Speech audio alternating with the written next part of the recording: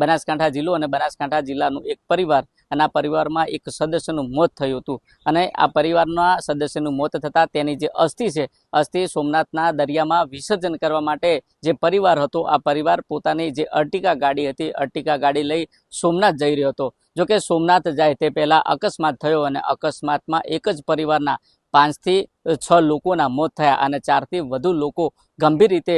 ઘાયલ થતા તેમને સારવાર અર્થે ખસેડવામાં આવ્યા છે। મળતી માહિતી મુજબ બનાસકાંઠા જિલ્લાનું એક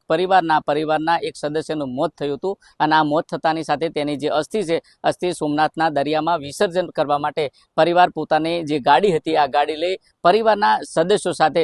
જે સોમનાથ જઈ રહ્યો હતો તે દરમિયાન જે જૂનાગઢ છે અને જૂનાગઢનું જે મજેવડી ગામ છે અને આ મજેવડી ગામ નજીક જે પસાર થતો જે જાહેર માર્ગ છે આ જાહેર માર્ગ ઉપર એર્ટિકા ગાડી પસાર થઈ રહી હતી અને તે દરમિયાન રોંગ સાઈડમાં જે ટ્રક હતી આ ટ્રક બંધ હાલતમાં પડી હતી અને અચાનક જ ઓવરટેક કરવા માટે એર્ટિકા ગાડીના જે ચાલક હતો આ ચાલક ટ્રકને અથડાય છે અને અથડાતાની સાથે ધડાકાભેર અકસ્માત થયો અને અકસ્માતમાં 5 થી વધુ લોકોના મોત થયા। જોકે ઘટના સ્થળે ધડાકો થતાની સાથે જે લોકો હતા લોકોના ટોળે થયા અને લોકો દ્વારા જે સ્થાનિક પોલીસ હતી આ સ્થાનિક પોલીસને જાણ કરવામાં આવી અને આખરે સ્થાનિક પોલીસ